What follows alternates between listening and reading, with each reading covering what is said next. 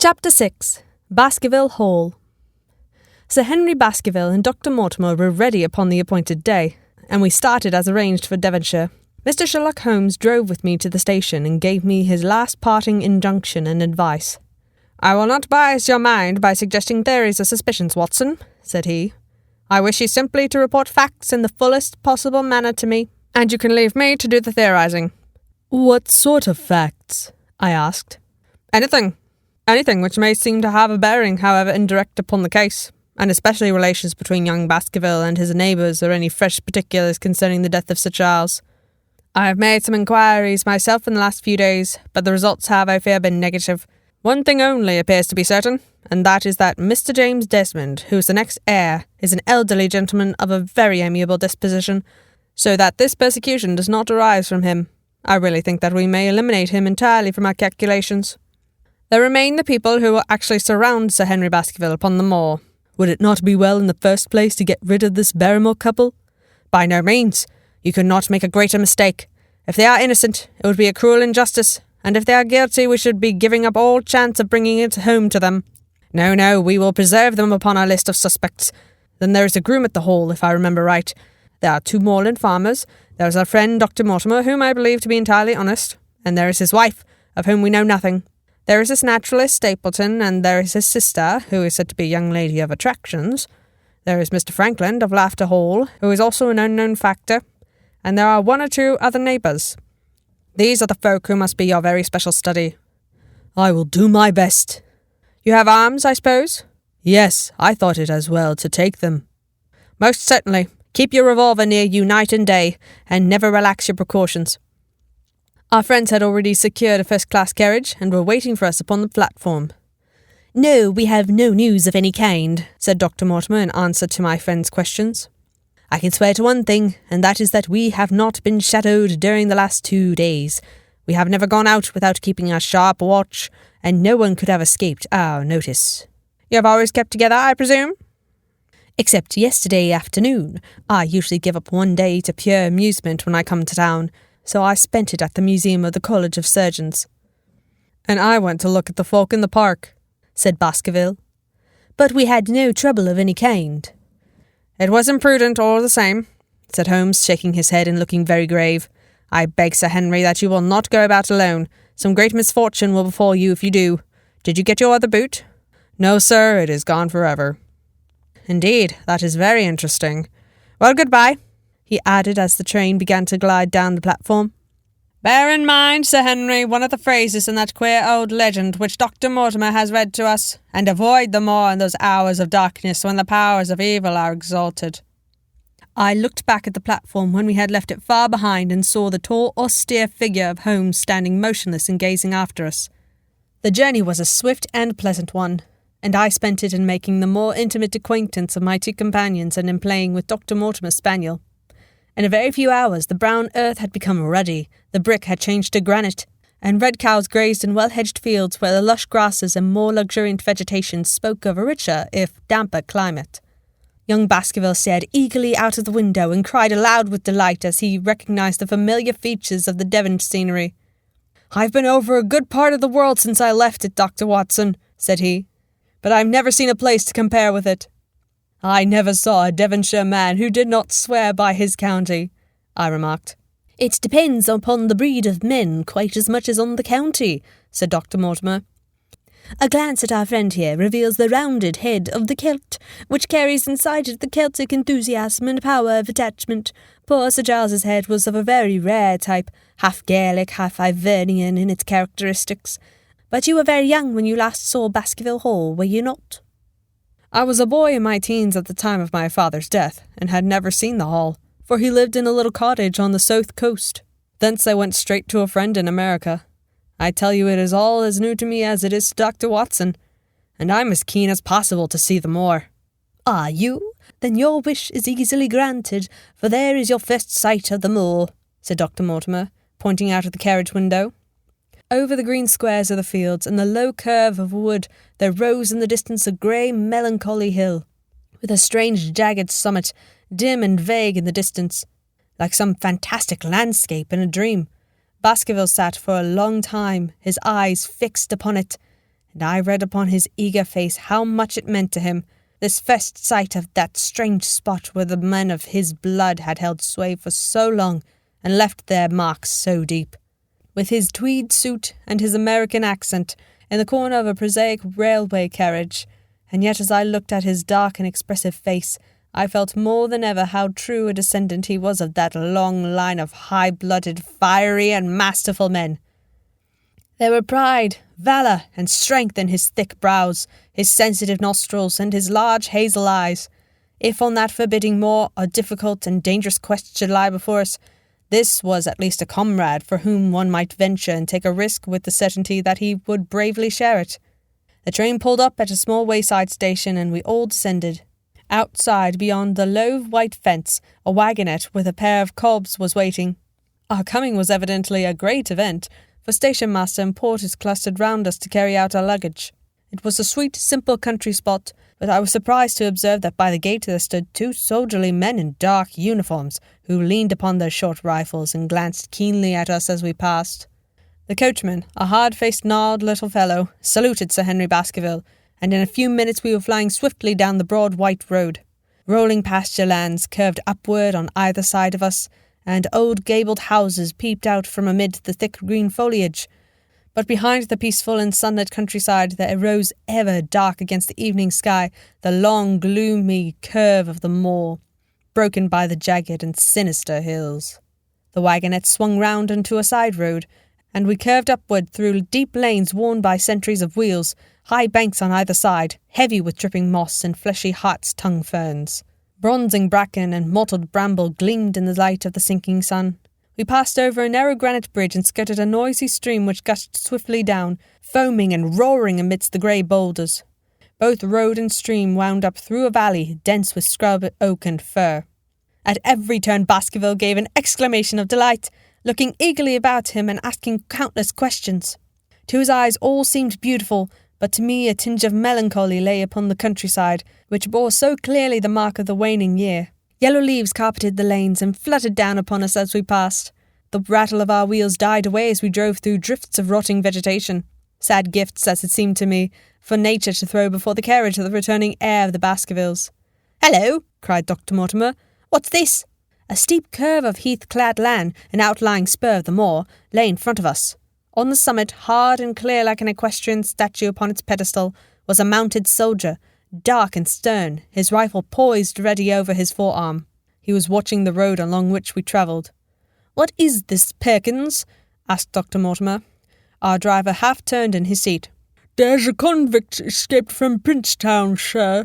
He's been out 3 days now, and the warders watch every road and every station, but they've had no sign of him yet. The farmers about here don't like it, sir, and that's a fact." "Well, I understand that they can give £5 if they can give information." "Yes, sir, but the chance of £5 is but a poor thing compared to the chance of having your throat cut. You see, it isn't like an ordinary convict. This is a man that would stick at nothing." "Who is he, then?" "It is Sheldon, the Notting Hill murderer." I remembered the case well, for it was one in which Holmes had taken an interest on account of the peculiar ferocity of the crime and the wanton brutality which had marked all the actions of the assassin. The commutation of his death sentence had been due to some doubts as to his complete sanity, so atrocious was his conduct. Our wagonette had topped a rise, and in front of us rose the huge expanse of the moor, mottled with gnarled and craggy cairns and torrents. A cold wind swept down from it and set us shivering. Somewhere there, on that desolate plain, was lurking this fiendish man, hiding in a burrow like a wild beast, his heart full of malignancy against the whole race which had cast him out. It needed but this to complete the grim suggestiveness of the barren waste, the chilling wind, and the darkling sky. Even Baskerville fell silent and pulled his overcoat more closely around him. We had left the fertile country behind and beneath us, the slanting rays of a low sun turning the streams to threads of gold, and glowing on the red earth new turned by the plough and the broad tangle of the woodlands. The road in front of us grew bleaker and wilder over huge russet and olive slopes, sprinkled with giant boulders. Now and then we passed a moorland cottage, walled and roofed with stone, with no creeper to break its harsh outline. Suddenly we looked down into a cup-like depression, patched with stunted oaks and firs which had been twisted and bent by the fury of years of storm. 2 high, narrow towers rose over the trees. The driver pointed with his whip. "Baskerville Hall," said he. Its master had risen and was staring with flushed cheeks and shining eyes. A few minutes later we had reached the lodge gates, a maze of fantastic tracery in wrought iron, with weather-bitten pillars on either side, blotched with lichens, and surmounted by the boar's head of the Baskervilles. The lodge was a ruin of black granite and bared rips of rafters, but facing it was a new building, half-constructed, the first fruit of Sir Charles's South African gold. Through the gateway we passed into the avenue where the hills were again hushed amid the leaves, and the old trees shot their branches in a sombre tunnel over our heads. Baskerville shuddered as he looked up the long dark drive to where the house glimmered like a ghost at the farther end. "Was it here?" he asked in a low voice. "No, the yew alley is on the other side." The young heir glanced round with a gloomy face. "It's no wonder my uncle felt as if trouble were coming on him in such a place as this," said he. "It's enough to scare any man. I'll have a row of electric lamps up here inside of 6 months, and you won't know it again with 1,000 candle power Swan and Edison right here in front of the hall door." The avenue opened into a broad expanse of turf, and the house lay before us. In the fading light I could see that the centre was a heavy block of building from which a porch projected. The whole front was draped in ivy, with a patch clipped bare here and there, where a window or coat of arms broke through the dark veil. From this central block rose the twin towers, ancient, crenellated, and pierced with many loopholes. To right and left of the turrets were more modern wings of black granite. A dull light shone through the heavy mullioned windows, and from the high chimneys which rose from the steep high-angled roof there sprang a single black column of smoke. "Welcome, Sir Henry. Welcome to Baskerville Hall." A tall man had stepped from the shadow of the porch to open the door of the wagonette. The figure of a woman was silhouetted against the yellow light of the hall. She came out and helped the man to hand down our bags. "You don't mind my driving straight home, Sir Henry?" said Dr. Mortimer. "My wife is expecting me." "Surely you will stay and have some dinner." "No, I must go. I shall probably find some work awaiting me. I would stay to show you over the house, but Barrymore will be a better guide than I. Goodbye, and never hesitate night or day to send for me if I can be of service." The wheels died away down the drive while Sir Henry and I turned into the hall, and the door clanged heavily behind us. It was a fine apartment in which we found ourselves, large, lofty, and heavily raftered with huge bulks of age-blackened oak. In the great old-fashioned fireplace behind the huge iron dogs a log fire crackled and snapped. Sir Henry and I held out our hands to it, for we were numb from our long drive. Then we gazed round us at the high, thin window of old stained glass, the oak panelling, the stag's head, the coat of arms upon the walls, all dim and sombre in the subdued light of the central lamp. "It's just as I imagined it," said Sir Henry. "Is it not the very picture of an old family home? To think that this should be the same hall in which for 500 years my people have lived, it strikes me solemn to think of it." I saw his dark face lit up with a boyish enthusiasm as he gazed about him. The light beat upon him where he stood, but the long shadows trailed down the walls and hung like a black canopy above him. Barrymore had returned from taking our luggage to our rooms. He stood in front of us now with the subdued manner of a well-trained servant. He was a remarkable-looking man, tall, handsome, with a square black beard and pale, distinguished features. "Would you wish dinner to be served at once, sir? Is it ready?" "In a very few minutes, sir. You will find hot water in your rooms. My wife and I will be happy, Sir Henry, to stay with you until you have made your fresh arrangements, but you will understand that under the new conditions, this house will require a considerable staff." "What new conditions?" "I only meant, sir, that Sir Charles led a very retired life, and we were able to look after his wants. You would naturally wish to have more company, and so you will need changes in your household."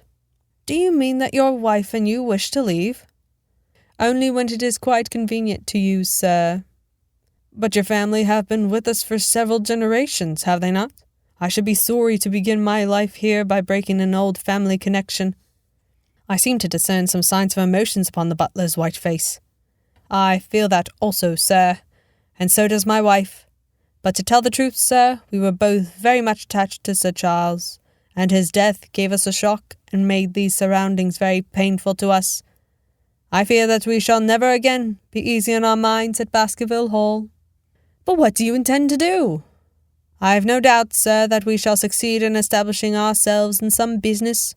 Sir Charles's generosity has given us the means to do so. And now, sir, perhaps I had best show you to your rooms." A square balustraded gallery ran round the top of the old hall, approached by a double stair. From this central point, 2 long corridors extended the whole length of the building, from which all the bedrooms opened. My own was in the same wing as Baskervilles, and almost next door to it. These rooms appeared to be much more modern than the central part of the house, and the bright paper and numerous candles did something to remove the sombre impression which our arrival had left upon my mind. But the dining room, which was opened out of the hall, was a place of shadow and gloom. It was a long chamber with a step separating the dais where the family sat from the lower portion reserved for their dependents. At one end a minstrel's gallery overlooked it. Black beams shot across above our heads with a smoke-darkened ceiling beyond them, with rows of flaring torches to light it up, and the colour and rude hilarity of an old-time banquet. It might have softened, but now, when 2 black-clothed gentlemen sat in the little circle of light thrown by a shaded lamp, one's voice became hushed, and one's spirit subdued. A dim line of ancestors, in every variety of dress, from the Elizabethan knight to the buck of the Regency, stared down upon us and daunted us by their silent company. We talked little, and I for one was glad when the meal was over and we were able to retire into the modern billiard-room and smoke a cigarette. "My word, it isn't a very cheerful place," said Sir Henry. "I suppose one can tone down to it, but I feel a bit out of the picture at present. I don't wonder that my uncle got a little jumpy if he lived all alone in such a house as this. However, if it suits you, we will retire early tonight and perhaps things may seem more cheerful in the morning." I drew aside my curtains before I went to bed and looked out from my window. It opened upon the grassy space which lay in front of the hall door. Beyond, 2 copses of trees moaned and swung in the rising wind. A half-moon broke through the rifts of racing clouds. In its cold light I saw beyond the trees a broken fringe of rocks and the long, low curve of the melancholy moor. I closed the curtain, feeling that my last impression was in keeping with the rest. And yet it was not quite the last. I found myself weary and yet wakeful, tossing restlessly from side to side, seeking for the sleep which would not come. Far away a chiming clock struck out the quarters of the hours, but otherwise a deathly silence lay upon the house. And then suddenly, in the very dead of the night, there came a sound to my ears clear, resident, and unmistakable. It was the sob of a woman, the muffled, strangling gasp of one who is torn by an uncontrollable sorrow. I sat up in bed and listened intently. The noise could not have been far away and was certainly in the house. For half an hour I waited with every nerve on the alert, but there came no other sound save the chiming clock and the rustle of the ivy on the wall.